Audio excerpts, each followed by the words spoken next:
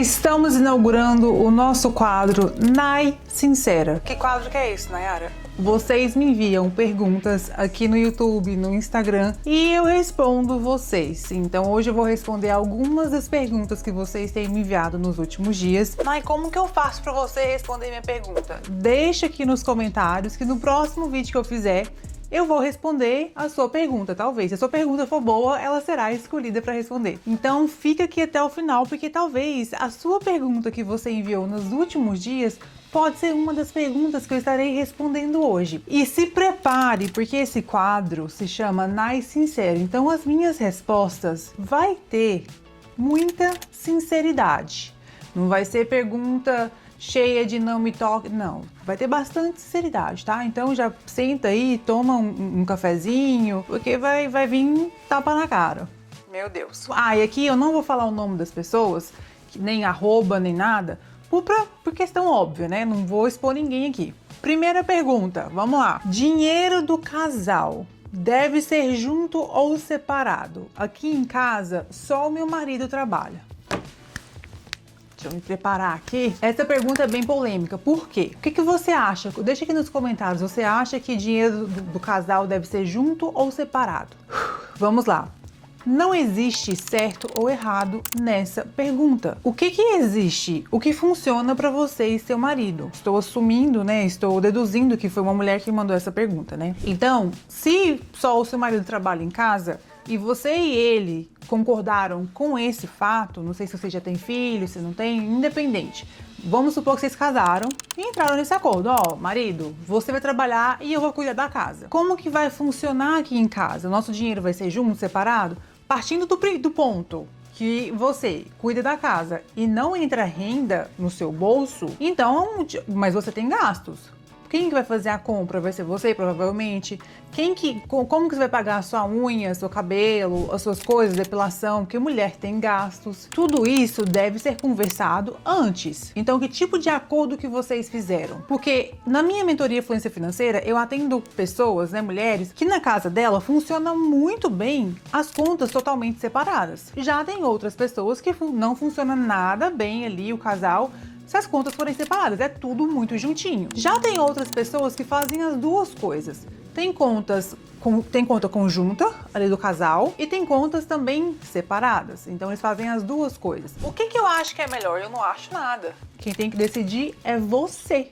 Porque na minha casa pode funcionar muito bem de uma forma e aí na sua casa, o que eu faço aqui pode não dar certo aí na sua casa. Então você e seu esposo, você e seu cônjuge devem sentar e conversar e entrar num acordo. E olha bem uma coisa, esse acordo tem que funcionar para você e para ele. Não é só para um dos dois, não. E nada impede de que vamos supor que quando vocês casaram há 30 anos atrás, esse acordo foi feito e ficou muito bom pros dois. Hoje, talvez esse acordo não tá muito legal mais. Nada impede que vocês sentem novamente, conversem e façam um novo acordo, façam ajustes nesse acordo. Na situação de vocês são um casal, vocês têm planos juntos, certo? Uma conta conjunta funciona muito bem se vocês têm planos juntos, sonhos juntos, vão crescer juntos. Mas duas pessoas, vocês são dois indivíduos ali, né? Dois CPFs também. Vocês também devem ter autonomia. Vocês podem ter autonomia de fazer suas coisas juntos, separados também. De novo, não existe certo ou errado. Existe aquilo que funciona para cada casal. Não sei se eu ajudei, mas é isso que eu acho.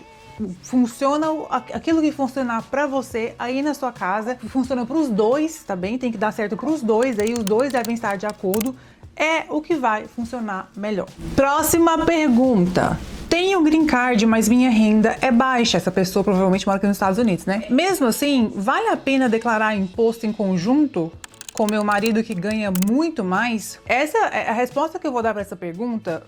Independente de green card. Vamos tirar a parte do green card, eu vou ler a pergunta de novo sem a parte do green card. Minha renda é baixa. Vale a pena declarar imposto em conjunto com meu marido que ganha muito mais? Quando a gente tá falando de declaração de imposto de renda, tem muito... Aqui nos Estados Unidos, não sei no Brasil, tá? Não entende imposto de renda no Brasil. Mas independente se é aqui nos Estados Unidos ou no Brasil, converse com o seu contador.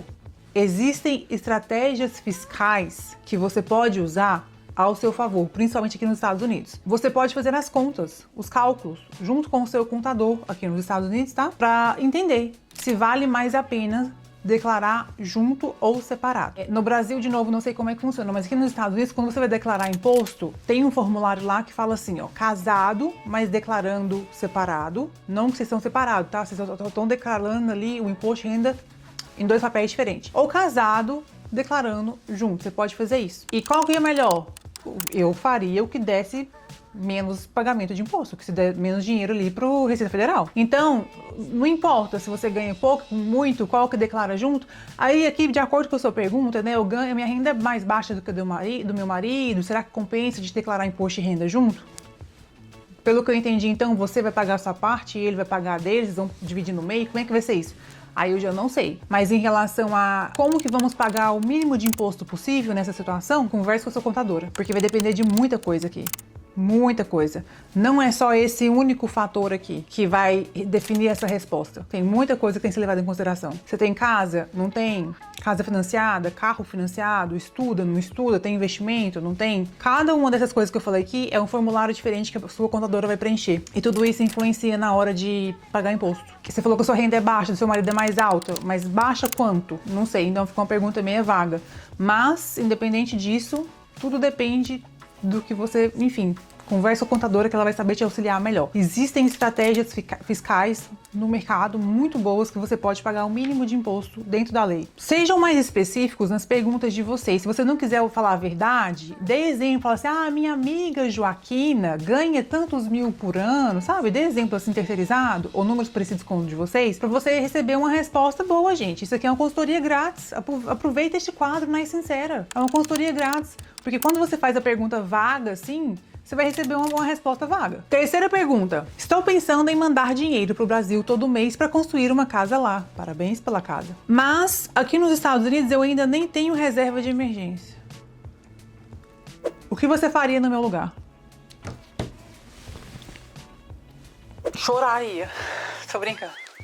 Vamos lá, o que é a reserva de emergência? Eu chamo de reserva da paz. Se você vive nos Estados Unidos, a sua reserva tem que ser aqui, não no Brasil. Se acontecer um perrengue, uma situação, você tem que ter uma reserva aqui. Por exemplo, o meu carro estragou, tem que ter uma reserva aqui, certo? O que vai adiantar estar construindo uma casa no Brasil se você ainda não tem um pé de meia, uma reservinha, um dinheirinho, uma coisinha aqui para te dar um socorro e te tirar do sufoco?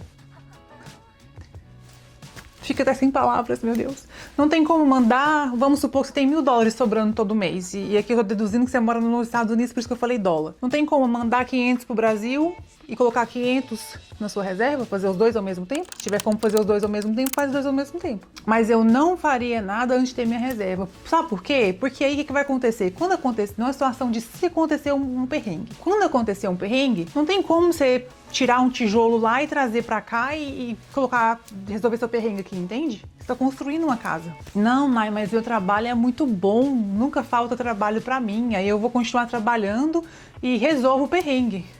Contar com o ovo que a galinha vai botar, né? Você perguntou o que eu faria. Eu não faria isso. Reserva primeiro. É a mesma coisa de quem me pergunta assim, Nai, invisto primeiro ou faço a minha reserva? Faz os dois, se não dá pra fazer os dois, faz a reserva.